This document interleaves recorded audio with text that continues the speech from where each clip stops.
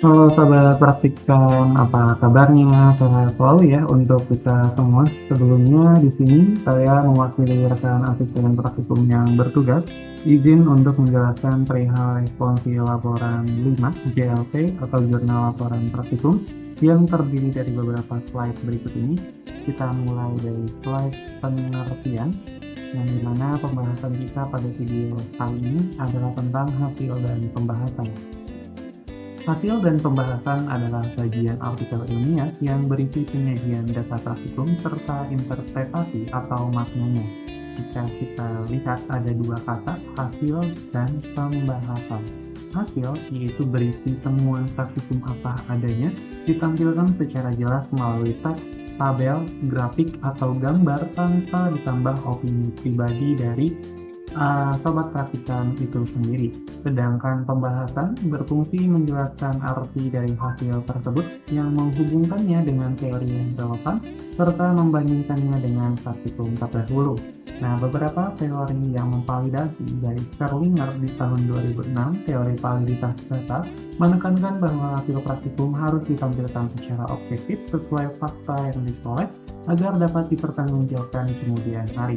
Sedangkan teori interpretasi ilmiah menurut Kessler di tahun 2018 yang menyatakan bahwa pembahasan adalah tahap penafsiran hasil di mana peneliti menghubungkannya dengan konsep atau teori yang ada untuk memberikan makna dan kontribusi ilmiah. Intinya hasil di dalam JLP-nya sobat perhatikan adalah benar-benar hasil yang sudah didapatkan, entah mulai dari simulasi sistem, perencanaan sistem, pemodelan produksi mungkin, ataupun sifatnya adalah hasil dari masing-masing modul materinya.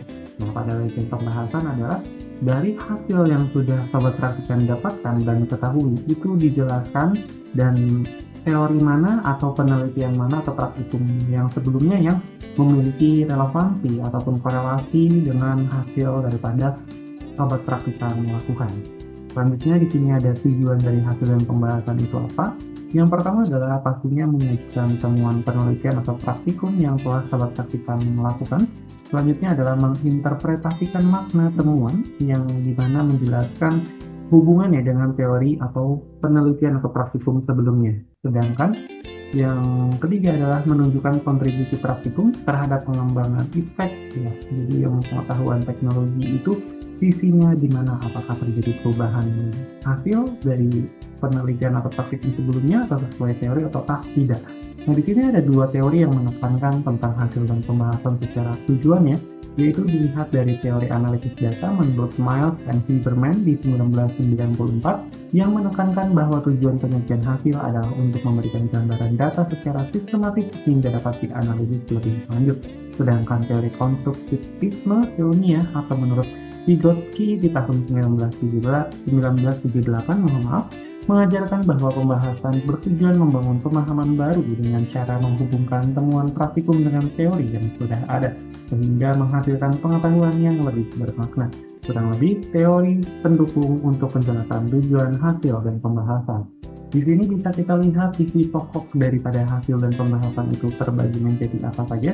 Pada hasil praktikum seminimal mungkin menampilkan data yang didapatkan dari praktikum entah berupa angka, tabel, grafik, ataupun deskripsi.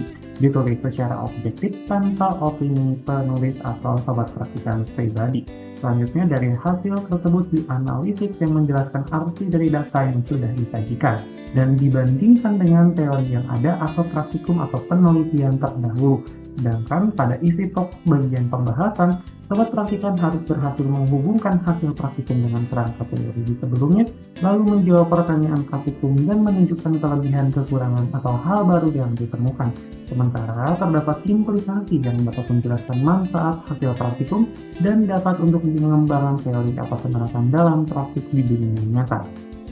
Selanjutnya, jika melihat berdasarkan contoh sobat praktikan sekalian, di sini pengertian hasil seperti yang sudah disampaikan sebelumnya dan juga pengertian pembahasan. Kita langsung masuk kepada example atau contoh dan hasil dan pembahasan.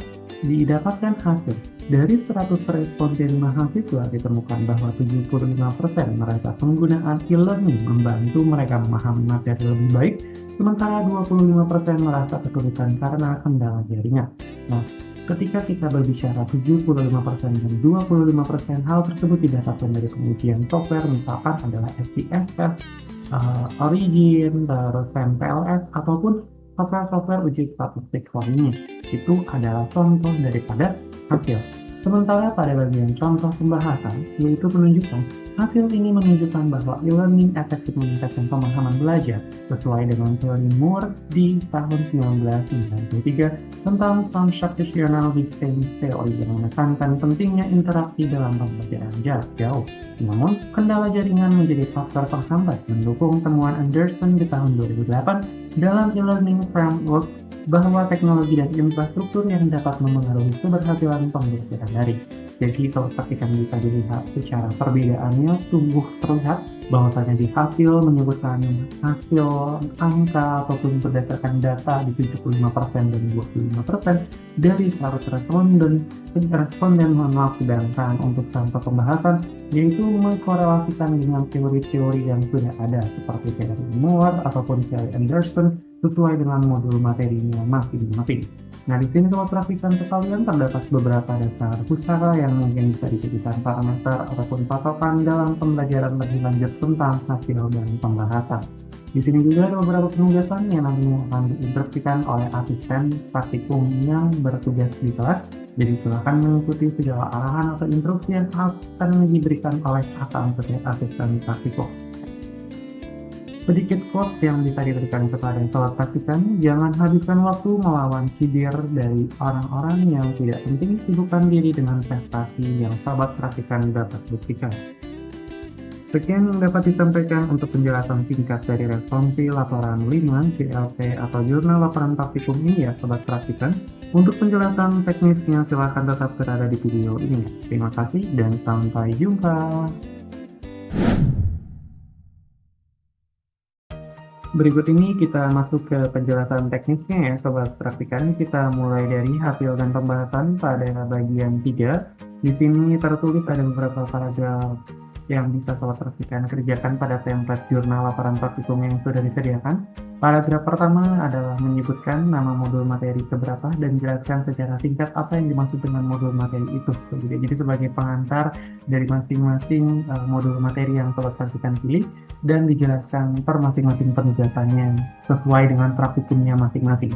Nah, di sini misalkan adalah di 3.1 modul materi 1 misalkan ya. Modul materi 1 terdiri dari beberapa penugasan disesuaikan juga dari praktikumnya masing-masing. Jadi penugasan apa yang diberikan di dalam modul panduan materi ataupun modul materi dari masing-masing praktikum. Nah, silakan barangkali jika memang dalam bentuk gambar dimasukkan dalam bentuk gambar, jika dalam bentuk tabel dimasukkan dalam bentuk tabel sesuai dengan hasil yang diperoleh. Jadi bukan berarti ketika di sini tertulis gambar, sobat praktikan berpaku harus dalam bentuk gambar, namun bisa dalam bentuk tabel menyesuaikan dengan kebutuhannya masing-masing. Jadi bukan menjadi parameter yang tertulis ada di sini. Nah, ketika dalam bentuk gambar, sobat praktikan cukup memasukkan bentuknya seperti ini atau mungkin bisa diperbesar, ditarik ke bawah ya, seperti ini, atau disesuaikan dengan kebutuhannya. Silakan dimasukkan langsung gambar hasilnya seperti ini di sini ya. Entah mau ada perancangan sistem ya, ataupun perancangan software, ataupun perancangan mesin, perancangan jalur produksi dan lain sebagainya. Nah, nanti silakan dimasukkan ke sini. Nah, itu jika dalam bentuk gambar. Sedangkan dalam bentuk tabel kurang lebih bentuk tabelnya harus seperti ini. Jadi sampai rata kanan rata kiri ya. Jadi dalam bentuk jumlahnya pun antara kolom vertikal atau horizontalnya perhatikan itu disesuaikan gitu. Apakah memang mau bentuknya sama seperti ini dipersilakan, malah misalkan yang bagian ini dihapus tidak menjadi masalah. Yang penting bagian dari garis akhirnya ini harus sampai dengan bagian pojok kanan daripada margin ya. Jadi silahkan disesuaikan, pilih gambar atau tabel sesuai dengan hasil daripada modul materi yang terpilih di bagian penugasan masing-masing. Sekian yang dapat disampaikan. Kalau ada yang ingin ditanyakan atau didiskusikan, silahkan menghubungi asisten praktikum yang bertugas ya, sobat praktikan. Sekian dan sampai jumpa dan terima kasih.